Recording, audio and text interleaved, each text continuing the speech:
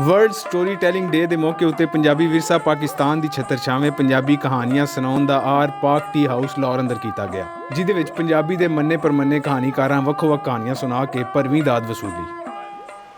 ਪੈਰਾਂ ਦੇ ਦੋ ਜੋੜੇ ਸੀਮੈਂਟ ਦੀਆਂ ਸਿੱਲਾਂ ਜੋੜ ਕੇ ਬਣਾਏ ਹੋਏ ਫੁੱਟਪਾਥ ਤੇ ਨਾਲੋਂ ਨਾਲ ਟੁਰੀ ਜਾ ਰਹੇ ਨੇ। ਉਹਨਾਂ ਦੀ ਜੁੱਤੀਆਂ ਦੀ ਆਵਾਜ਼, ਕੋਲੋਂ ਲੰਘਦੀਆਂ ਕਾਰਾਂ ਦੀ ਕੂੰ-ਕੂੰ, ਰਿਕਸ਼ਿਆਂ ਦੀ ਫਟ-ਫਟ ਤੇ ਬੱਸਾਂ ਦੀ ਖੜ-ਖੜ ਵਿੱਚ ਕਿਧਰੇ ਗਵਾਚ ਗਈ ਹੈ। ਇਸ ਤਰ੍ਹਾਂ ਉਹ ਬੇਆਵਾਜ਼ ਟੁਰੀ ਜਾ ਰਹੇ ਨੇ। ਅੱਬਾ ਜੀ, ਆਵਾਜ਼ਾਂ ਦੇ ਭੰਵਰ ਵਿੱਚੋਂ ਇੱਕ ਆਵਾਜ਼ ਆਉਂਦੀ ਹੈ, ਜੀ ਪੁੱਤਰ ਇਹ ਕੀ ਹੈ? ਉਹ ਚੁੱਪ ਕਰਕੇ ਟੁਰੀ ਜਾ, ਬੋਲ ਨਹੀਂ, ਕਿਧਰੇ ਮਰਵਾ ਨਾ ਦਈ। ਮੇਰੇ ਸਾਹਮਣੇ ਇੱਕ ਦੁਨੀਆ ਹੈ, ਉਸ ਦੁਨੀਆ ਦੇ ਕੋਨੇ ਵਿੱਚ ਇੱਕ ਮੁਲਕ ਹੈ, ਉਸ ਮੁਲਕ ਵਿੱਚ ਇੱਕ ਸ਼ਹਿਰ ਹੈ, ਉਸ ਸ਼ਹਿਰ ਕੋਲ ਇੱਕ ਪਿੰਡ ਹੈ, ਉਸ ਪਿੰਡ ਵਿੱਚ ਇੱਕ ਬਾਜ਼ਾਰ ਹੈ ਤੇ ਉਸ ਬਾਜ਼ਾਰ ਵਿੱਚ ਇੱਕ ਘਰ ਹੈ। ਉਸ ਘਰ ਦੇ ਵਿਹੜੇ ਵਿੱਚ ਇੱਧਰ ਉੱਧਰ ਸੱਜੇ ਖੱਬੇ ਕਈ ਗਮਲੇ ਪਏ ਹੋਏ ਨੇ। ਉਹਨਾਂ ਗਮਲਿਆਂ ਵਿੱਚ ਬਹੁਤ ਸਾਰੇ ਪੌਦੇ ਨੇ, ਉਹਨਾਂ ਪੌਦਿਆਂ 'ਤੇ ਖੂਬਸੂਰਤ ਫੁੱਲ ਨੇ। ਉਹਨੂੰ ਮੈਂ ਉਸ ਵੇਲੇ ਜਾਣਦਾ ਸਾਂ ਨਾ ਅੱਜ ਜਦੋਂ ਇਹ ਕਹਾਣੀ ਵਾਪਰੀ ਸੀ, ਤੇ ਨਾ ਹੀ ਅੱਜ ਪਤਾ ਹੈ ਕਿ ਉਹ ਕੌਣ ਸੀ।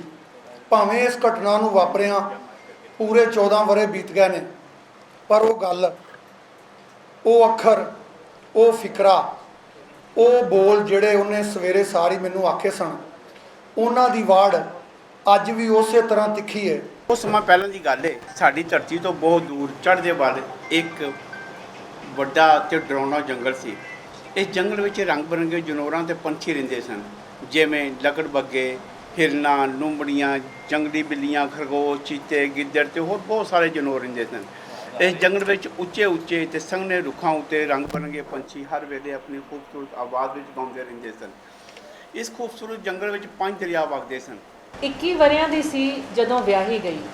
ਮਾਂ ਨੇ ਬੜੀ ਰਾਖੀ ਕਰਕੇ ਪਾਲਿਆ ਸੀ, ਰੱਜ ਕੇ ਸੋਹਣੀ ਸੀ। ਬੜੇ ਰਿਸ਼ਤੇ ਆਉਂਦੇ, ਪਰ ਜਿੱਥੇ ਨਸੀਬ ਸੀ ਉਹ ਹਾਲੀ ਨਹੀਂ ਸੀ ਆਇਆ। ਆਪਣੇ ਵਕਤ ਤੇ ਰੱਬ ਦੀ ਮਰਜ਼ੀ ਨਾਲ ਮਨਸੂਰ ਦਾ ਰਿਸ਼ਤਾ ਆਇਆ।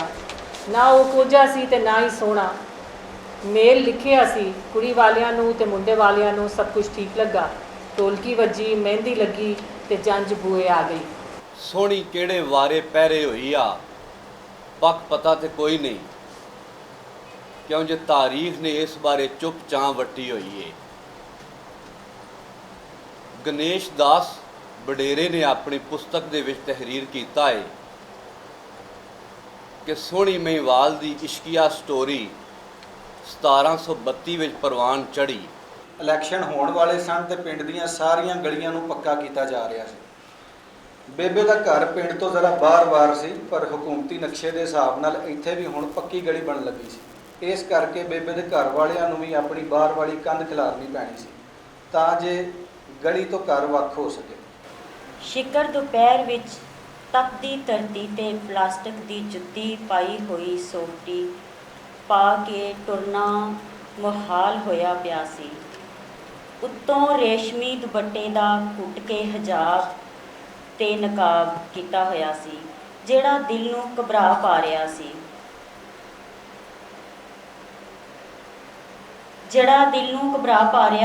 ਤੇ ਰਾਬਿਆ ਬੇਤਾਵਲੀ ਜਿਹੀ ਛੇਤੀ ਨਾਲ ਪੈਰ ਪੁੱਟਦੀ ਹੋਈ ਪੱਕੀ ਸੜਕ ਵੱਲ ਜਾ ਰਹੀ ਸੀ।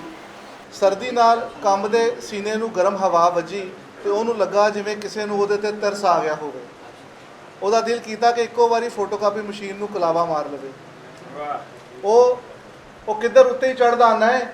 ਮਸ਼ੀਨ ਆਪਰੇਟਰ ਨੇ ਬਰਫ਼ ਹੋਏ ਜੁੱਸੇ ਨੂੰ ਪਿਛਾਂ ਧੱਕਾ ਦਿੱਤਾ ਤੇ ਉਹਨੇ ਇੱਕ ਵਾਰੀ ਫੋਟੋਕਾਪੀ ਮਸ਼ੀਨ ਵੱਲ ਤੇ ਫਿਰ ਮਸ਼ੀਨ ਆਪਰੇਟਰ ਵੱਲ ਵੇਖਿਆ, ਜਿਵੇਂ ਇਹ ਸਮਝਣ ਦੀ ਕੋਸ਼ਿਸ਼ ਕਰ ਰਿਹਾ ਹੋਵੇ ਕਿ ਇਹਨਾਂ ਵਿੱਚੋਂ ਮਸ਼ੀਨ ਕੌਣ ਹੈ।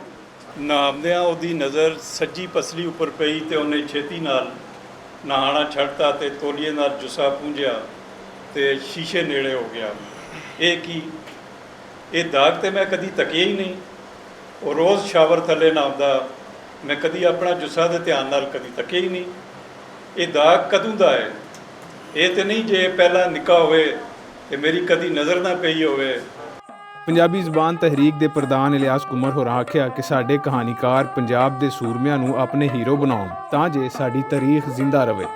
ਤੁਹਾਡੇ 17 ਕਹਾਣੀਕਾਰਾਂ ਹਾਜ਼ਰੀ ਪਾ ਕੇ ਦੱਸ ਦਿੱਤਾ ਹੈ ਕਿ ਪੰਜਾਬੀ ਦਾ ਕੋਈ ਪੇੜ ਇਨਸ਼ਾਅੱਲਾ ਖਾਲੀ ਨਹੀਂ ਰਵੇਗਾ ਤੇ ਅੱਗੋਂ ਜਦੋਂ ਅਸੀਂ ਕਹਾਣੀ ਦਰਬਾਰ ਰੈਗੂਲਰ ਕਰਾਂਗੇ ਉਹ ਵੀ ਇਨਸ਼ਾਅੱਲਾ ਇੱਥੇ ਹੀ ਜਿਹੜਾ ਅਸੀਂ, ਕਿਉਂਕਿ ਬਹੁਤ ਅਰਸਾ ਹੋ ਗਿਆ ਕਿ ਇੱਥੋਂ ਪੰਜਾਬੀ ਅਦਾਰੇ ਜਿਹੜੇ ਨੇ ਚਲੋ ਤਰੱਕੀ ਪਸੰਦ ਤੇ ਆਪਣੀ ਕਰ ਦਿੰਦੇ ਨੇ, ਲੇਕਿਨ ਪੰਜਾਬੀ ਅਦਾਰੇ ਇੱਥੋਂ ਫਾਰਗ ਹੋਏ ਪਏ ਨੇ। ਨਹੀਂ, ਅਸੀਂ ਇਹਦਾ ਵੀ ਰਿਵਾਈਵਲ ਕਰਨਾ ਹੈ, YMC ਦਾ ਵੀ ਕਰਨਾ ਹੈ ਕਿ ਉੱਥੇ ਵੀ ਅਸੀਂ ਆਪਣੇ ਟਿਕਾਣੇ ਬਣਾਉਣੇ।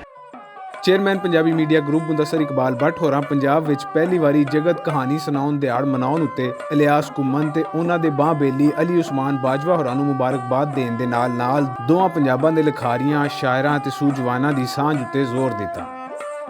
ਪੰਜਾਬੀ ਤਨਜ਼ੀਮ ਨਾਲ ਜੁੜੇ, ਪੰਜਾਬੀ ਕਾਜ਼ ਨਾਲ ਜੁੜੇ तमाम दोस्तों ने एक तवील अरसे तो पंजाबी ज़बान दे वकार वास्ते, पंजाबी ज़बान के एहया वास्ते एक तहरीक शुरू की सी और उहदे च बतदरीज वाधा होंदा जा रहा है। मैं समझदा कि असी उन्हां दोस्तां दे बहुत ममनून हाँ जिन्हां इस तहरीक च अपना खून दिता, अपनी मेहनत की और अपनी जद्दोजहद नाल ਪੰਜਾਬੀ ਜ਼ਬਾਨ ਨੂੰ ਉਹਦਾ ਵਕਾਰ ਦਿਵਾਉਣ ਵਿੱਚ ਆਪਣਾ ਕਿਰਦਾਰ ਅਦਾ ਕੀਤਾ। ਅਜਿਹੇ ਇਕੱਠ ਪੰਜਾਬੀ ਸੁਲੇਖ ਦੇ ਵਧਾਅ ਵਿੱਚ ਮੁੱਢਲਾ ਕਿਰਦਾਰ ਅਦਾ ਕਰ ਰਹੇ ਨੇ। ਕੈਮਰਾਮੈਨ ਹਾਰਿਸ ਮਲਿਕ ਦੇ ਨਾਲ ਰਿਜ਼ਵਾਨ ਅਸਗਰ ਭੱਟ, ਭੁਲੇਖਾ TV, ਲਾਹੌਰ।